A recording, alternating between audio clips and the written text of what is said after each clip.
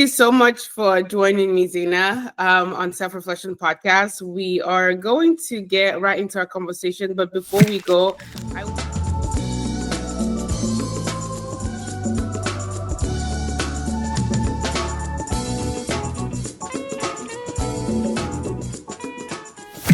I want to ask you listening, if you have yet to subscribe to Self Reflection Podcast, please go ahead and hit the subscription button as we are looking to grow our community here. Also, leave us a review.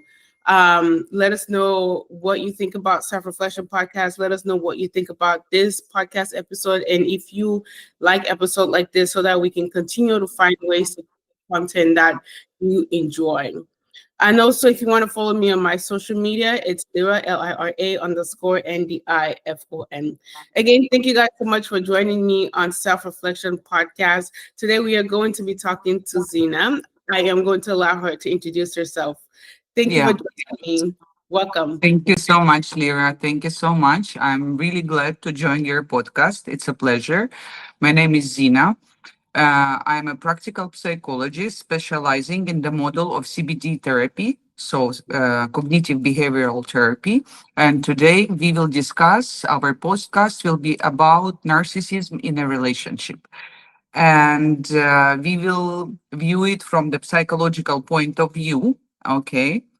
And also, yes, please click the like button, subscribe, comment. We will be really happy to read your comments. Share it with your friends, giggle with your girlfriends, discuss your exes with the narcissistic behavior. Yeah, please. Thank you so much for that introduction. Our first question here is, how do you identify a narcissist? Okay, you will never meet a narcissist who will come and tell you, I'm a narcissist. That's never going to happen. So they usually show up as the most charming, the most magnetic, the most lovable people you would ever meet. But over the time, you will start noticing that they will try to humiliate you. They will try to gaslight you. They will not see you. They will not notice you. Basically, for them, a relationship is a boost to their ego. I would say that. And why do they behave the way they do? Why do narcissists behave that way?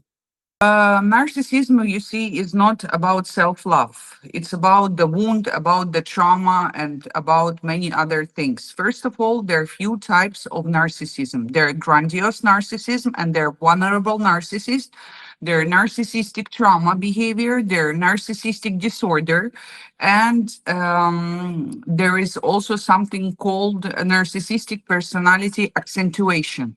So I'm not going to discuss all of them because then our podcast will be just too lengthy.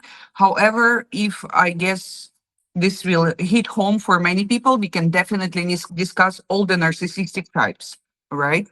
Mhm. So most of narcissists, they carry early trauma, either from their childhood, from parenting, from conditional love, for instance. So they always tend while they're growing up to earn the love. So Mhm. for them, in the end of the day, this is how they behave, this is how they reflect later on. So they also feel that their love has to be earned.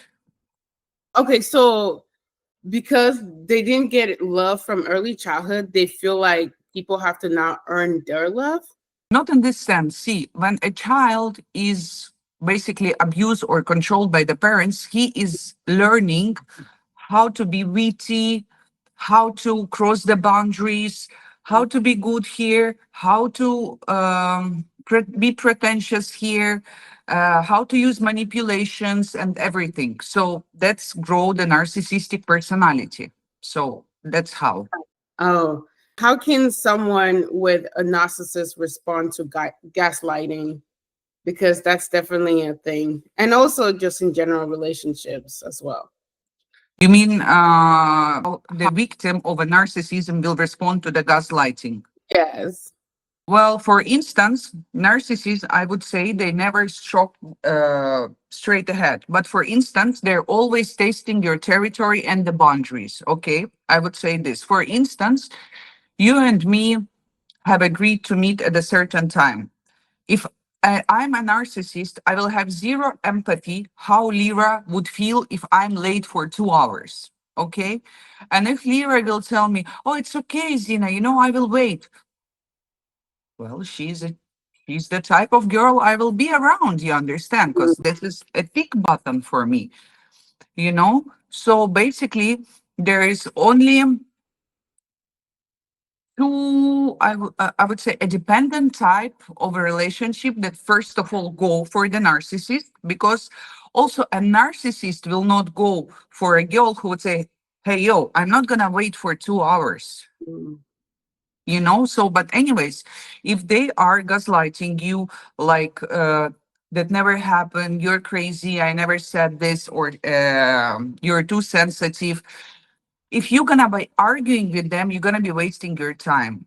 Yeah. It's simply enough to say, I don't remember it this way. If you do, okay.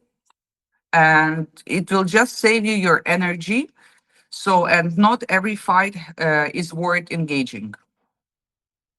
Yeah. When a victim is abused, the dynamic change, right? What's that like when the dynamic changes? When the dynamic changes, you mean victim abuser dynamic?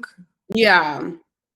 So basically, I will answer this way, with whom the narcissist would usually end up with. And there is a psychologist, Milon, who have created a multiple psychotypes.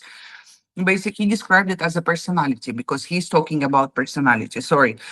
Sigmund Freud have discussed it as a psychological disorder. Anyways, that's a bit of psychology, too deep into psychology. A narcissist will never choose another narcissist. Like I told you, because it will mirror them and the mirror eventually will break. Unless, there are some cases where narcissists can choose a narcissist if they both want a relationship. Like, you remember the movie Mr. and Mrs. Smith? Spicy and throwing things at each other and stuff like that. I So didn't watch it, but yeah. yes, so basically, if something, but that's more or less destructive relationship, of course. So they rarely choose the strong, independent types because the power must stay one-sided for them. So they would go mostly for dependent type or avoidant type, somebody who um, craves this love and terrified of being abandoned. So for them, narcissist domination feels safe, feels home, and narcissists offer exactly what they want. And the painful truth is that without therapy, these people will be going into vicious cycle, the victims of narcissists. Mm. They will be going for narcissist over and over again. And why do you think that is? Like, why would they go? Just like a random question here that I'm asking from your perspective and your psychological perspective. Why do you think that victims that are dating narcissists will always kind of go back into that cycle? Because drama for them absolutely feels like home. Mhm. Perhaps they have a very destructive relationship as well as also very abusive parents. In their case, it's they were raised where they were told what to do. So for them, this is something normal. Let's shift a little bit into a cultural psychologist perspective. Yeah. For instance, there are many, how can I say? I would say nationalities who grow up where man is dominant and woman is raised in a household knowing that she is there to serve the man. Yeah. Okay. So, but many people get it twisted. Serve the man, it's okay. Who provides, who give love, who supports. But the narcissist would say, I provide, now you give me everything instead. And basically, they Yeah. were they were raised in the way that yes, they have to be like this. In other things that narcissist, whether it's a grandiose narcissist or victimized, vulnerable narcissist, there's four things they're looking in a relationship. It's called 4S: sex, supply, safety, and service. Mhm. Okay? If two matches, they will go for it.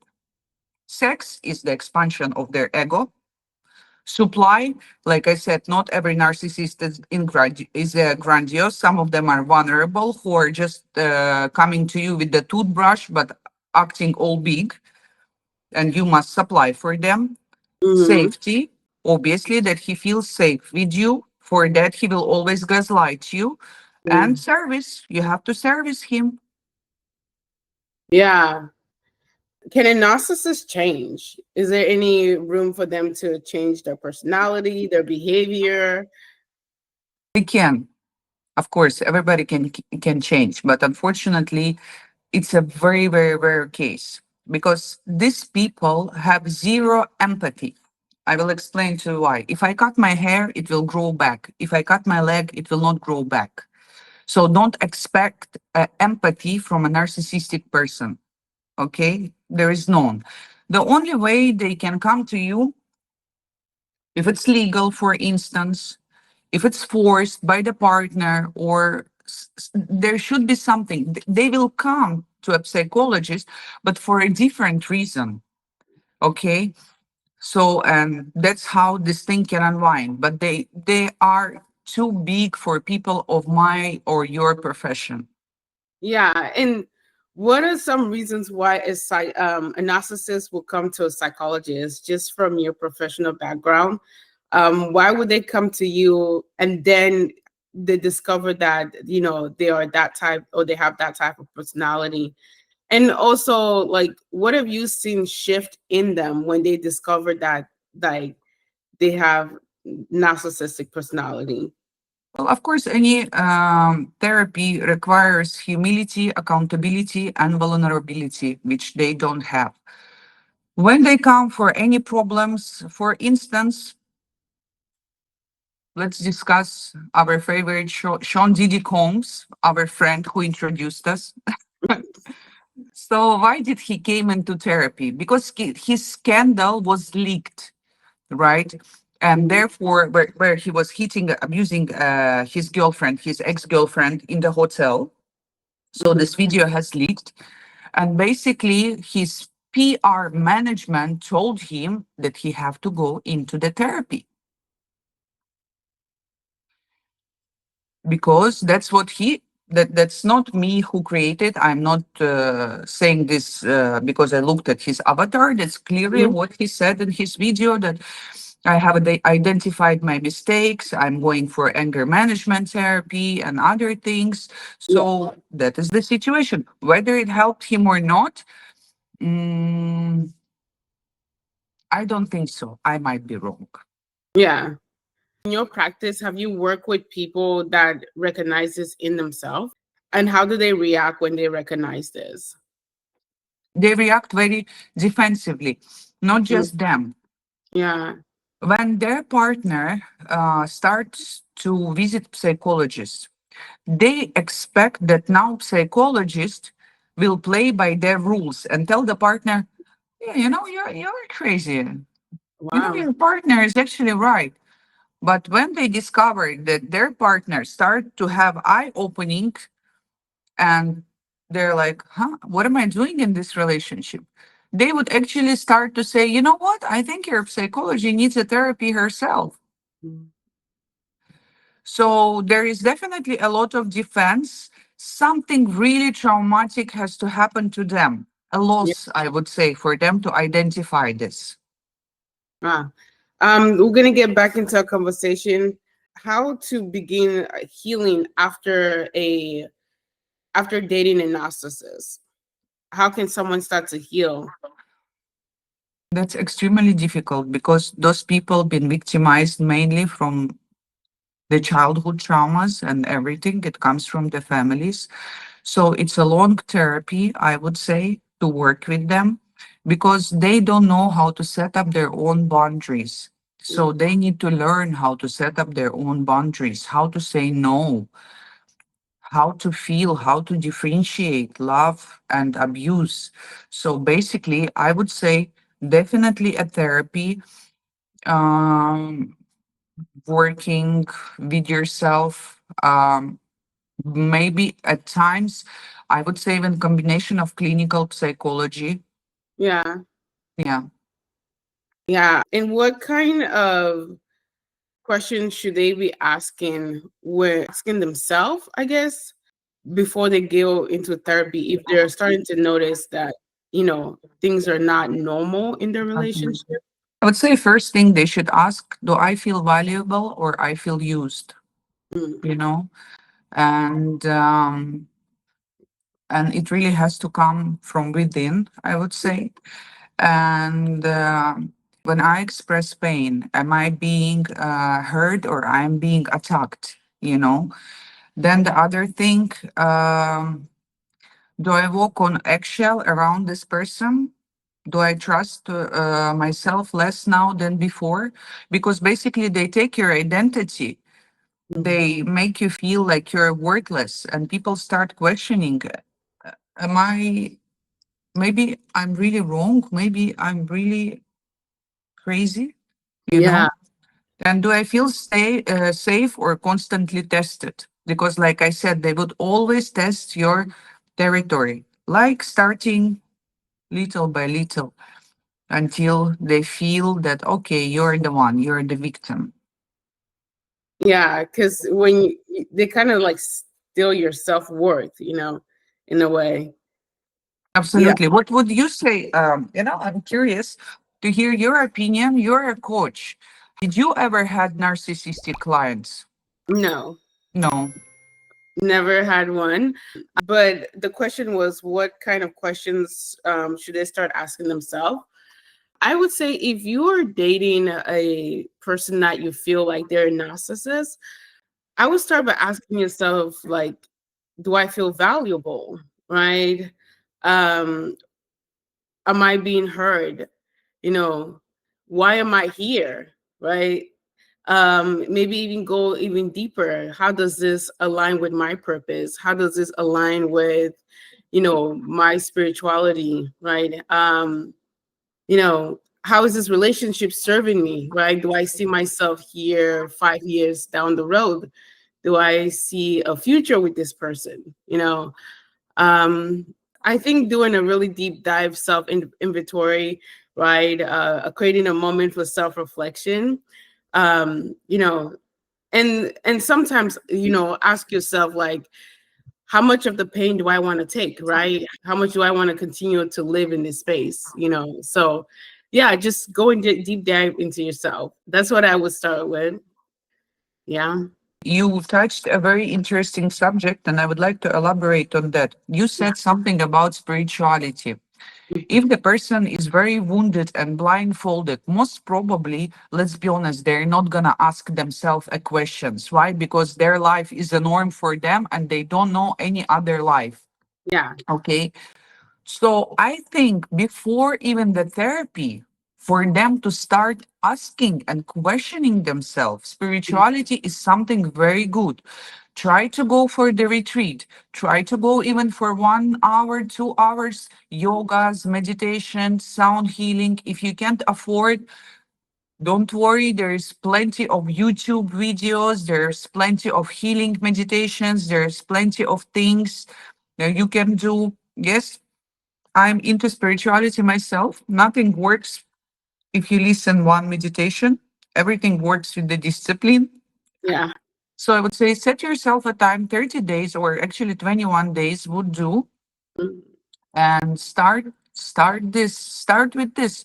It will definitely, even if you are not in a relationship with narcissist, it will definitely help you to identify your values in life. I agree. And just to touch on the 21 days, like, what's the science behind the 21 days? Because I always hear people say do it for 21 days, right? And that's where the shift happens. Like, what's that? What's the psychology behind that? If there's any. Psychology behind this, that neurons in our head exactly take 21 days to adapt to something new, to a new habit. Oh, okay. Yeah. So anyone that's looking to change a habit, a personality, Yeah. 21 days, set your timer, set the dates. I feel like I have been fasting for I think today is the 20th, right? I've been fasting for 20 days now, and my body is now just recognizing that as well. Like, um, this week I wasn't as hungry as I was last week. So I feel like I'm now catching up to the shift that is supposed to happen. But I'm only fasting for 30 days. So I'm like, right when I'm about to get used to it, I might have to go back to my old diet. So but I'm hoping that I will make some life changes as well. That's my goal, to be able to also get healthier and start to eat the more healthy snacks that I've found throughout my fasting journey as a lifestyle. So, but yeah, you seem like you wanted to say something. Fasting is also a very, very great skill people can use. It uplifts you spiritually, yes. So basically, you are not as grounded. So you see things in a lighter, better, and clearer way, Yeah. honestly. Most of the people, I do my spiritual retreats and other things when they work with us. They Mhm. are fasting, most definitely. But they're Yeah. like hardcore fasting, water only, or, just pure vegan or something. You don't have to go hardcore. Giving Mhm. up something, it's called also asceticism. Okay. So if you want to get something, give something. But give something that you like the most. For instance, chocolate. For me, it's chips.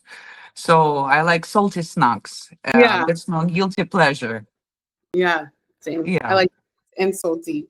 Also childhood, how is childhood rooted in narcissists, going back into our conversation here? See, if we look at the different well-known characters like Sean Diddy Combs, Jeffrey Epstein, Harvey Weinstein, Robert Kelly, we will find something very important. None of them started as a villain. All of them were cute kids at one point. All of them were just like all of us. They were children once. And childhood is where the season of narcissism was planted. Just breaking away from the conversation as well. Parent, right, is noticing their child starting to have these behavior patterns. How can they support their child or interject early on so that those behaviors don't continue to grow? There is two parts. First part is when parents themselves traumatize their children and they become very promiscuous, Mhm. okay, from early childhood. It's, those kids who skip school and then tell their parents at home how was their day at school. Mhm. I would say that. Second thing, and why do they do that? Because if a parent stay in front of them with the belt and he say, "Did you did it? Did you did it? Did you did it?" At one point, he will just say, "Yes, I did it," in order to leave them alone. Um, that's their way of protecting themselves. Secondly, there are narcissistic parents for whom their children is an expansion of their narcissistic ego. If you Mhm. want, I will give you a perfect example. Kris Jenner, the momager. Mhm. She wanted to be something in life, obviously more than just a housewife, but she was a housewife. She gave birth to six wonderful children. Big ups to her. Not every woman can do that. Yeah. However, she planted the seed of her narcissistic ego expansion in each and every one of them. I watched long time back Keeping Up with the Kardashian, and there was one episode where Kim was doing a photo shoot for a Playboy, and the mother was standing there and saying, "Kim, sweetie, you're doing great."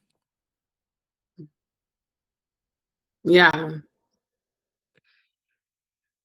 So, and then you see how the daughters are basically always, I wouldn't say competing with each other, whose business is better, whose life is better, whose relationship is better. And then they also, unfortunately, it goes from generation to generation. They also start to expose their kids you know, starting their careers at the early age and everything. Because I mean, not every momager is a narcissist, because many people, like many celebrities, let's say like there's Lindsay Lohan, there are many Disney kids celebrity whose parents were managing them, but do we know anything about them? No, we Yeah. don't know their parents, they're never there. So this is another part, I would say, where parents grow a narcissist. Mhm. Yeah. And from the other perspective, right? Let's say the child is showing those behaviors. How can the parents start to support them, before their behavior continue to excel? So if the parents are noticing the narcissistic behavior in a child, Mhm. I think they have to identify why it has started, because it has not just started out of nowhere. Um, Most definitely, it started from the behavior of the parents. And I hope that parents are wise enough to identify that. For instance, there has been the time, I will share something personal, that my elder son is ADHD. Okay. And when he was very small, I felt that something is wrong with him. As, of course, a very mature parent, I felt, and he was my firstborn, I felt maybe I'm doing something wrong. Maybe something is not right. I couldn't understand. I was looking for an answer, reading books, questioning myself, but it was disturbing me because I want my kid to be happy. And I went to a therapy with him, but of course, he have to be supervised. He was too small for that, Yeah. until we discovered that he has ADHD, and then everything fall into part. It's just that Yeah. he's too hyperactive. So I would say, if you feel there is a lot of literature to read these days, there is a lot of people to talk to, everybody is very open about it. So I would say talk to a professional, talk to your children, depends how close you are. It's very important to be close to your child. So if you see these traits, I do see these traits in children these days, honestly, because of the social media, the attention spam and everything. But it's up to parents to bring them back to life. Like, I always tell my kids this: I'm here to love you, but I'm not worried. The life will give you such tough lessons, and I'm not even going to step back to save you. Yeah. So, definitely, parents are there to help. And I would say to scold less, to love more, because life is hard these days. Life is a battle. That also not to love them in a way that you are the best. For instance, let's imagine this. Let's say my son is playing basketball, okay? And he lost the game, okay? And then my mom comes to him and say, you were better than everybody else anyways. It was these judges. You understand? Yeah. That was wrong. And I told him, no, you were better than you were yesterday. Mhm. And you can be the best, but you don't tell them you're the best, you're uh, um I don't know what. So I would say this also, not to boost them, also not to break them, to say you're worthless, you're nothing. There has to be a balance always. And I understand the parents of, honestly, it's so hard to keep this balance. You will scold them, you feel, I'm too harsh. You would praise them, you feel their grades are getting low. And Mhm. like, but there is a way. So always try, something will work out. Yeah. Yeah. Thank you so much for joining us on Self Reflection Podcast, Zina. Any final thoughts of yours on our conversation? What are some words you can leave us with in this moment?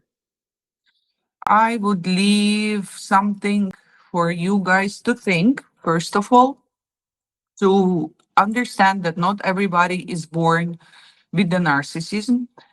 Don't try to over narcissist the narcissist. So Mm. don't think that you will be the woman who will change them or you will be the man who will change them.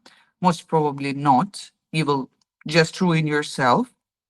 So just choose things wisely. If you want some spark, go for a narcissist. Definitely. They will give you some sugar. You will be always on your toes. And if you don't, try to avoid. And to a narcissist, I would just say remember that there is something called humanity. Nobody's supposed to be mistreated. Everybody should be treated with respect. And lastly, I would say we can discuss this further, like I said, about the types of narcissists Yeah. to identify them better. And if you get, let's say, 1,000 likes, we will definitely do part two.